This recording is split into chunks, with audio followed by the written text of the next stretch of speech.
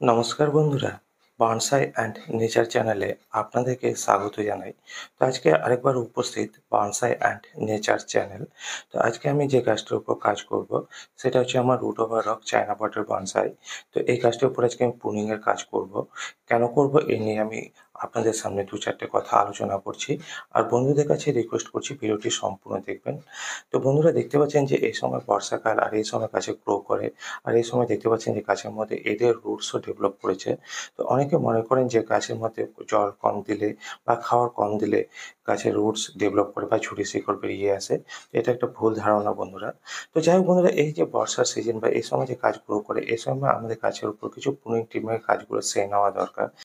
কারণ হচ্ছে যে এই সময় গাছ ভালোভাবে ডেভেলপ করে গ্রো করে বৃদ্ধি করে। আপনারা হয়তো দেখতে পাচ্ছেন যে গাছের মধ্যে এদের রুটস বা ঝুরি শিকড় ডেভেলপ করছে, গাছটিও আমার ভালোভাবে ডেভেলপ করছে। আর এই গাছটির উপর আমি আজ থেকে ৩ সপ্তাহ বা ৪ সপ্তাহ আগে কাজ করেছিলাম, যার ফলে আরও নতুন নতুন ছোট ছোট ব্রাঞ্চ ডেভেলপ করেছে, যেগুলো আনওয়ান্টেড বা অপ্রয়োজনীয়। দেখতে পাচ্ছেন যে কিছু কিছু ব্রাঞ্চ কম দূরত্বের মধ্যে ডেভেলপ করছে, কিছু কিছু ব্রাঞ্চ আবার ত্রিশূল আকৃতির হয়ে গেছে। তো সেই সব ব্রাঞ্চগুলোকে কেটে বাদ দেবো। এর ফলে কী হবে বন্ধুরা, এর ফলে যেসব ব্রাঞ্চগুলোকে আমি রাখবো সেসব ব্রাঞ্চগুলো ভালোভাবে ডেভেলপ করবে, গ্রো করবে, তার থিকনেসটা বাড়বে এবং একটা সুন্দর বনসাই পরিণত হবে। তা আমি যদি এই যে আনওয়ান্টেড ব্রাঞ্চগুলো যদি আমি না কেটে বাদ দেই, তাহলে কী হবে বন্ধুরা, গাছের যে এনার্জি বা গাছের যে খাবার, গাছের যে শক্তি, সেটা এই নতুন ব্রাঞ্চগুলোকে ডেভেলপ করানোর পিছনে লাগিয়ে দিবে। যার ফলে আমার যেসব ব্রাঞ্চগুলো প্রয়োজন সেসব ব্রাঞ্চগুলো ভালোভাবে ডেভেলপ করতে পারবে না। আমি চাইবো যে বন্ধুরা আমার গাছটি ভালোভাবে একটা ডেভেলপ করুক, একটা সুন্দর বনসাই পরিণত হোক। এর জন্য যেগুলো আনওয়ান্টেড সেসব ব্রাঞ্চগুলোকে কেটে বাদ দেবো। দেখতেই পাচ্ছেন হয়তো অনেক ব্রাঞ্চ ডেভেলপ করেছে যেগুলো আনওয়ান্টেড, বা কিছু কিছু ব্রাঞ্চ ডেভেলপ করেছে যেগুলো কম দূরত্বের মধ্যে আছে। উপরে দেখতে পাচ্ছেন যে কিছু শুটস বেরিয়েছে আর মিডল দিয়েও একটা সোর্স বেরিয়েছে। তো আমি দু সাইডে দুটো ব্রাঞ্চকে রেখে দিয়ে মাঝখানে যে সোর্স বা কুশিটি আছে সেটাকে কেটে বাদ দেবো। এ ধরনের বহু ব্রাঞ্চ আছে যেগুলোকে আমি কেটে বাদ দেবো। তো বন্ধুরা, ভিডিওটি সম্পূর্ণ দেখুন এবং সম্পূর্ণ দেখার পরে যদি কোনো জায়গায় বুঝতে অসুবিধা হয় অবশ্যই আমাকে কমেন্ট বক্সে লিখে জানান। আর এই ভিডিও সম্পর্কে আরও কিছু যদি জানার থাকে অবশ্যই আমাকে কমেন্ট বক্সে লিখে জানাবেন। আমি আপনাদের কমেন্টসের উপর অবশ্যই ভিডিও তুলে ধরবো।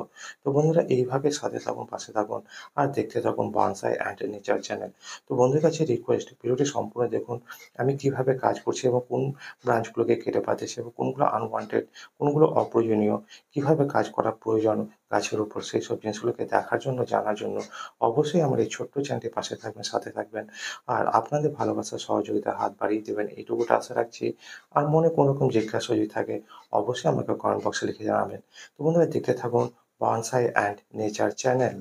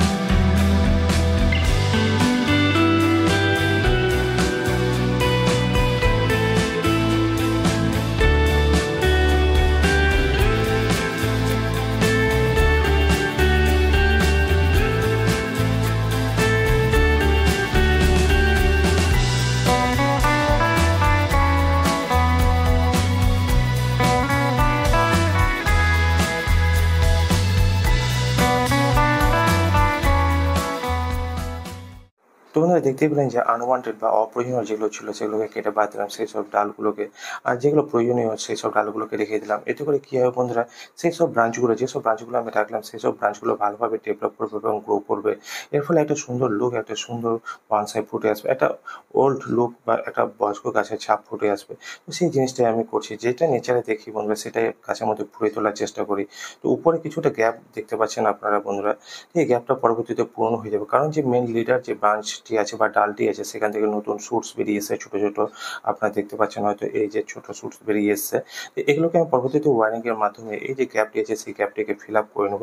তো পরবর্তীতে কাজ অবশ্যই আপনাদের সামনে তুলে ধরবো। সেই সব কাজগুলোকে দেখার জন্য অবশ্যই আমার এই ছোট্ট চ্যানেলটির পাশে থাকবেন, সাথে থাকবেন ও আপনাদের ভালোবাসার হাত বাড়িয়ে দিবেন। তো বন্ধুরা আজকে এই